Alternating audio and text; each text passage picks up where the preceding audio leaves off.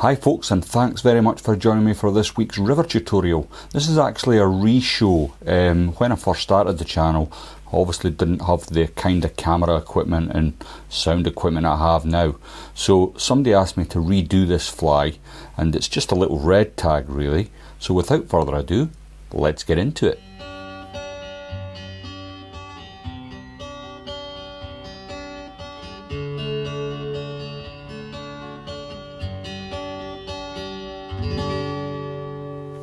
In the vise then is a Hanak H280 barbless hook. This one's at size 14. It's a medium wire hook and it's in black nickel. The thread I'm going to be using today, although you can't see it because of the bobbin I've got on, is UTC and it's at 70 denier in black. And the first thing I want to do with this is get a little tiny bit of wax onto the end of my thread. Now I say that because this is going to be my body and I don't want it coloured up by the wax.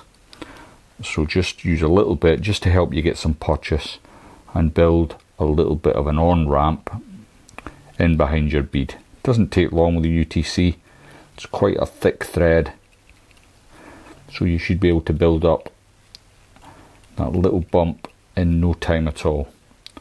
Then what I'm going to do is come down a bit from my bump, and then I'm going to remove my waste at this point. It doesn't need to be super close. And then next I'm going to add some Venyards number 27 silver wire.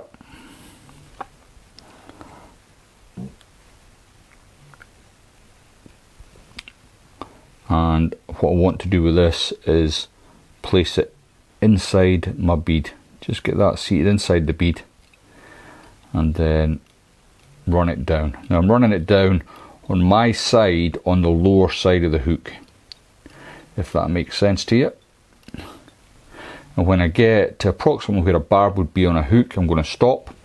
Now this is a little request really. I've done a fly similar to this. This isn't exactly the same, but it's very similar, and somebody asked me to just do it again now that I've got a better setup. So what I'm going to do is add a Glo-Brite number 3, which is red, and I'll just take a little bit of that off. Now with a Glo-Brite, to get a substantial tail, you've just got to fold it in half, fold it in half again. Now for a size 14, doubling it up twice I think's adequate. So I'm going to just catch that on. Don't need to be overly worried about the red showing because we're going to build the body up and that'll disappear. Now before I start to work on my body, what I want to do is just trim my tail. Now some people like their tags really long. I prefer mine a bit shorter, so I use the bend of the hook and then just take away the excess. So what I want to do next is flatten out my UTC by spinning it anti-clockwise, and I'm going to start concentrating on building a nice tapered body. And while doing that, I'm just covering up any of the red floss that's on the body. Now you can spend a considerable amount of time just perfecting your body. I'm not going to be too fussy today, but I do like to have a little taper. If you look at any aquatic insect, it does have a sort of tapered body up to its head. That looks fairly good. So I'm then going to bring my silver rib up in the opposite direction to the way my thread went, and I'm going to get at least 4 or 5 turns in before I catch that. So there's 4 and there's 5. Then I can catch that in to place. Very simple fly this. It looks good and it's simple to tie. They're the best ones, aren't they? Looks good, simple to tie. Can't ask for more really. So just fluff that tail out a little. Next then, I'm going to add a little bit of CDC. So I've got a packet of CDC, and this was courtesy of Phil Thomas. He sent me some that he shot out of the sky, and kindly took the time to pluck the arse feathers for it. I've taken one of the feathers and just taken a few fibres, not a lot, I don't want a lot, and I'm using my straight scissors so I can get a nice even cut.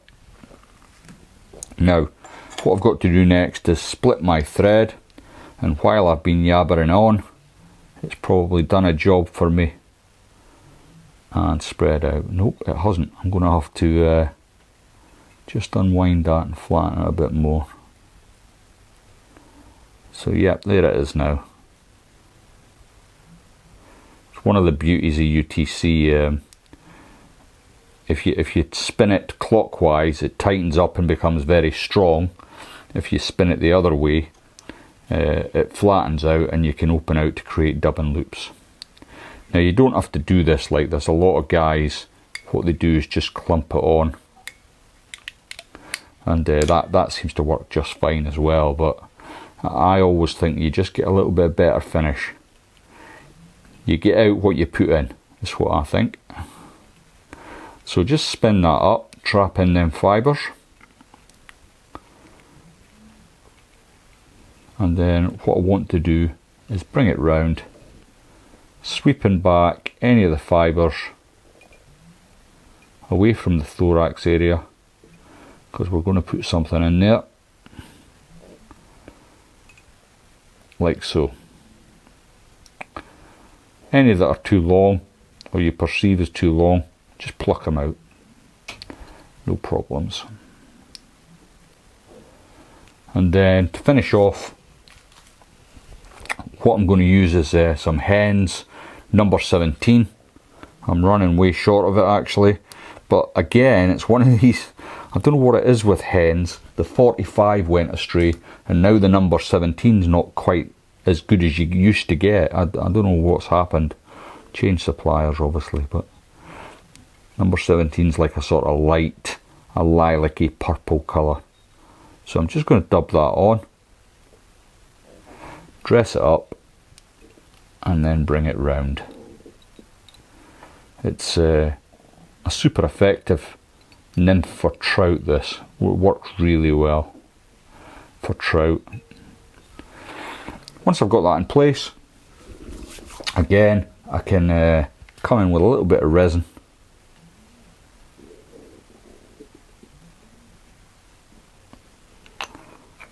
and then simply whip finish.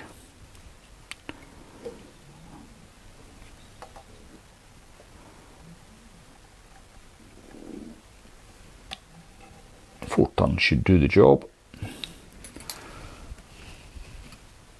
Come with your scissors, take that away. Then I can give it a blast with a UV torch, and the job's a good one. Now if you were of a mind to, of course, you could use your dubbing brush here to just tease out them fibres, pull any that are sort of overly long, and you get quite an effective little bug there. Size 14 is about as big as I'd get with this fly. I tend to go down smaller rather than up, and I find it really useful. I hope you got something out of that, and I can't recall the name of the chap that asked for it to be done, but I hope you enjoyed it. Thanks for watching, folks, and if you're new to the channel, please don't forget to click that subscribe button. I would really appreciate your support.